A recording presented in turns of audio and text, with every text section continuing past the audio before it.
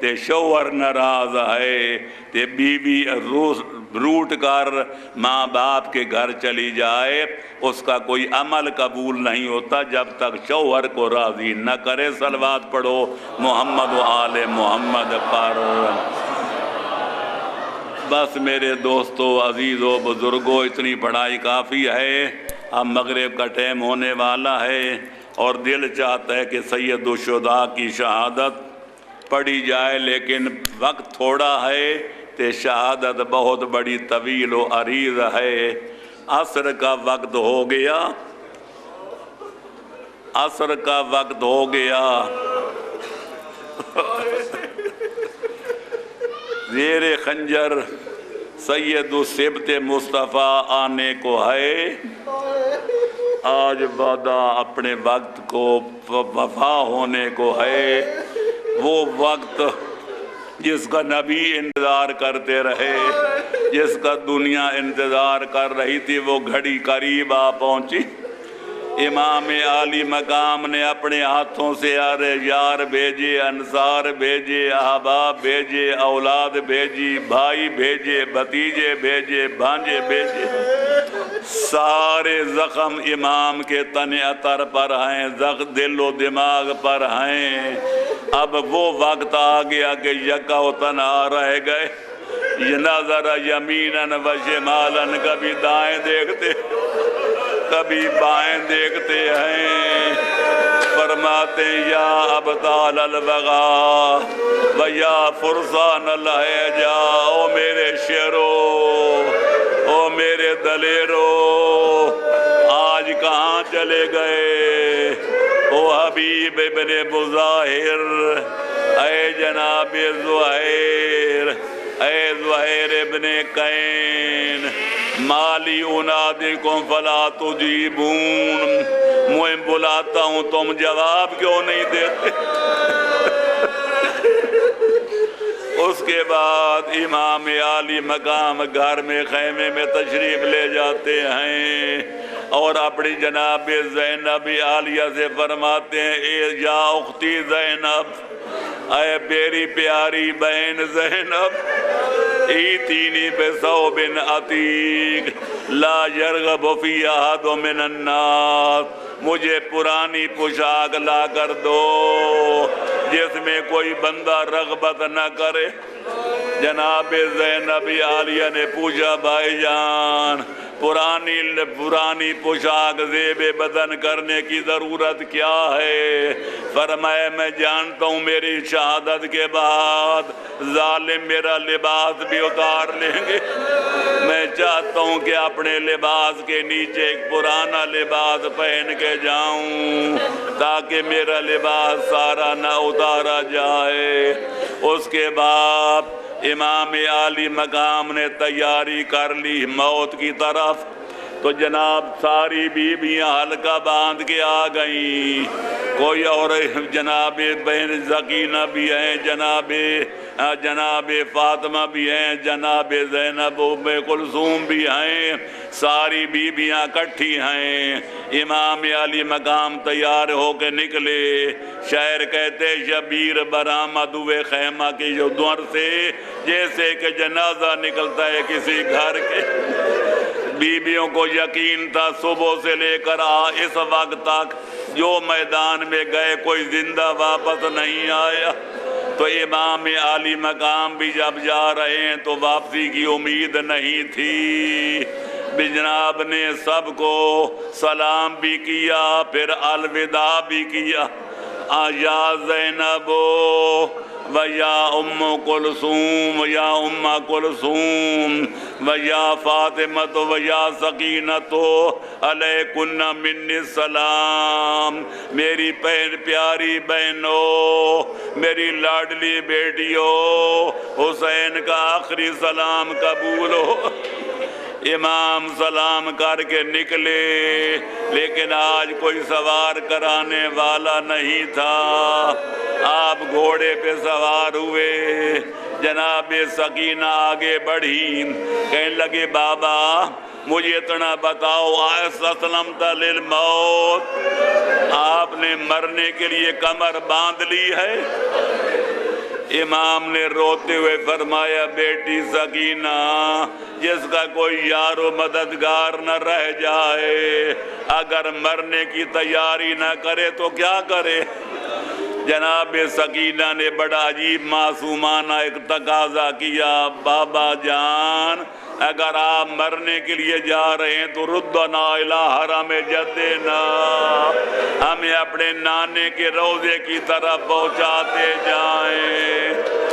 امام نے فرمایا جو کوئی فرمایا اس کا لب لباب یہ تھا، بیٹی سکینہ مدینہ دور ہے اور تیرا بابا اس وقت مجبور ہے، میں ایسا نہیں کر سکتا، اذان ہو رہی ہے میں کیا عرض کروں۔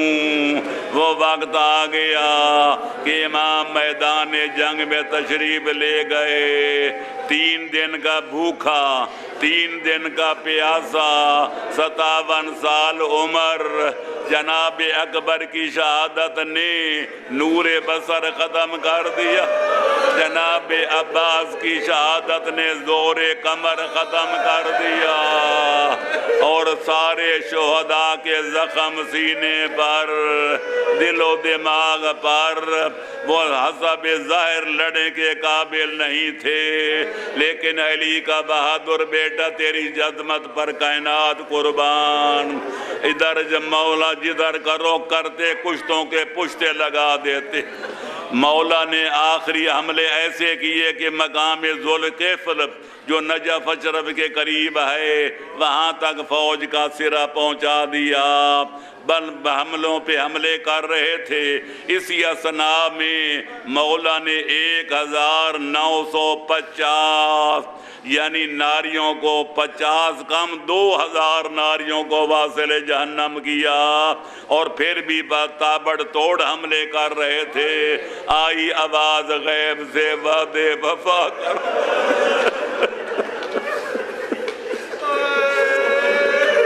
یا ایھا الذین آمنوا اوفوا بالعقود، او کربلا والو تم لڑنے کے لیے نہیں آئے، مارنے کے لیے نہیں آئے، تم تو دین کی خاطر مرنے کے لیے آئے ہو، اپنے وعدے پورے کرو۔ اس عاطف غیبی کی آواز کا سننا تھا کہ مولا نے تلوار میان میں ڈال لی اور وضع یدہ علی ید، امام نے ہاتھ پہ ہاتھ رکھ دیا اور کہا تسلیما لامرہ، میں اللہ کے حکم کے سامنے گردن جھکاتا ہوں۔ ظالموں نے دیکھا کہ امام نے لڑائی سے ہاتھ روک لیا، وہ دلوں نے تیر برسانے شروع کیے، تلواروں کے وار شروع کیے۔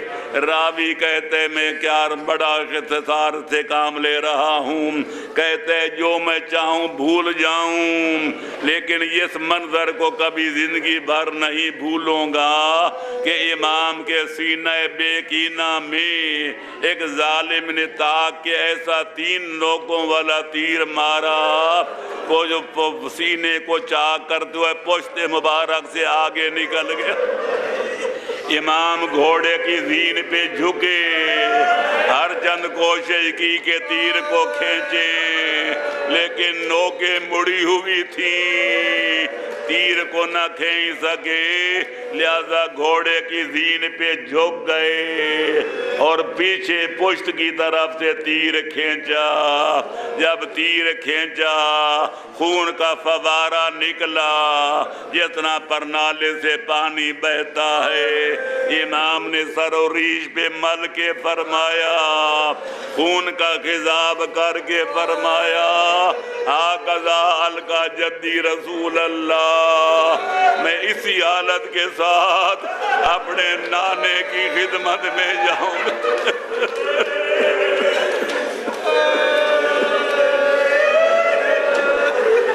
اسی حالت کے ساتھ اپنے نانے کی خدمت میں حاضر ہوں گا اور کہوں گا نانا ذرا اپنی امت کا سلوک دیکھ۔ پھر اس کے بعد کسی ظالم نے نیزہ مارا، کسی نے کوئی تلوار کا وار کیا، ایک ملعون نے ایسا ہنسلی کی ہڈی پر ریزہ مارا کہ امام زین گھوڑے پہ سنبھل نہ سکے، لہذا امام زمین پر گرنے لگے۔ تو ایسا وقت بھی تھا وہ نہ زین پر تھے نہ زمین پر تھے، کیونکہ تیر اتنے لگے ہوئے تھے کہ امام زمین اور زین کے درمیان لٹکتے رہے، پھر رخسارے کے بل زمین پہ گرے۔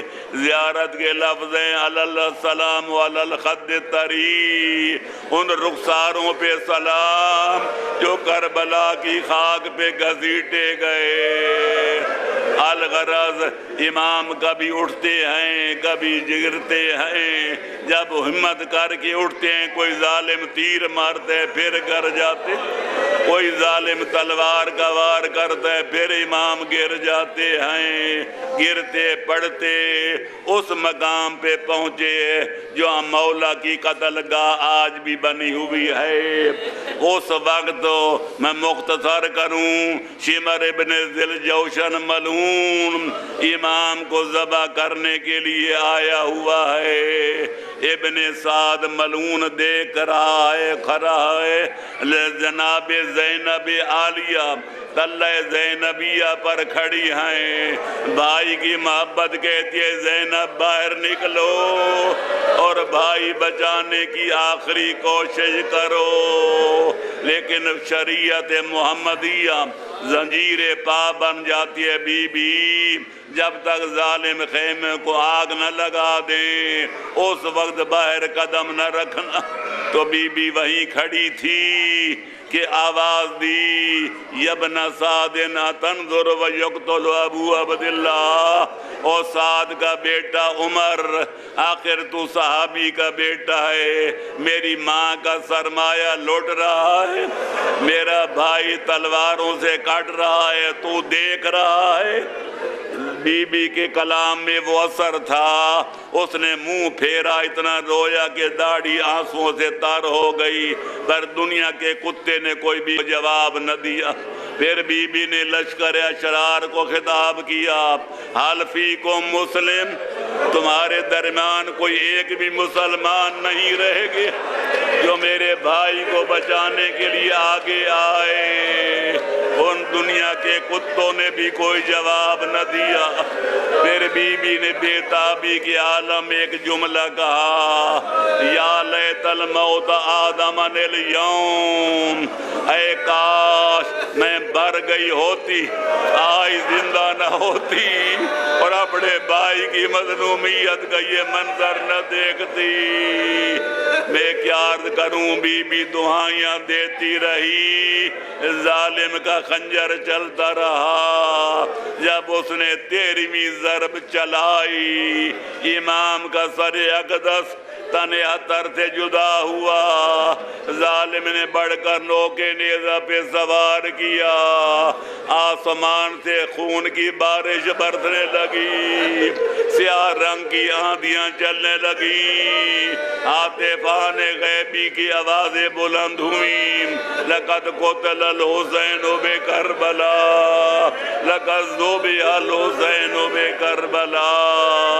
امام نے سارا گھر بار لٹوا کر، پورا کنبہ کٹوا کر، گردن کٹوا کر، نوکے نیزہ پہ بلند کرا کر، بقول مولانا ظفر علی خان کائنات کو یہ پیغام دیا کہ چڑھ جائے کٹ کے سر تیرا نوکے سنان پر، لیکن یزیدیوں کی اطاعت نہ کر قبول۔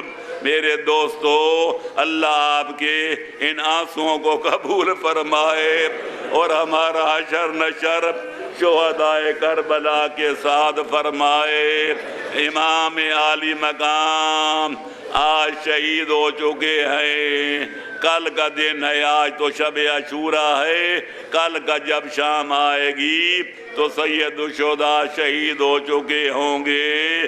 خدا بند عالم ان لوگوں کے توفیقات خیر میں اضافہ فرمائے جو دام در میں سخن قدم یاد حسین منا رہے ہیں اور اپنا سب کو جزاداری پہ قربان فرما رہے ہیں، باوجود کہ ہوا مخالف ہے، دنیا دنیا مخالفت کر رہی ہے، لیکن یہ شمع حسینی جلائے ہوئے ہیں۔ خالق کائنات کی بارگاہ میں دعا ہے کہ اللہ ان کی قربانیوں کو شرف قبولیت عطا فرمائے، ہمارے گناہ معاف فرمائے، ہماری ٹوٹی پھوٹیاں نیکیاں قبول فرمائے، اور ہمارا حشر نشر سید الشہداء کے انصار و اعوان کے زمرے میں فرمائے، اسلام کا بول بالا فرمائے، کفر کے پرچم کو سر نگوں فرمائے، بیماروں کو صحت عطا فرمائے، اور پریشانوں کی پریشانیاں دور فرمائے۔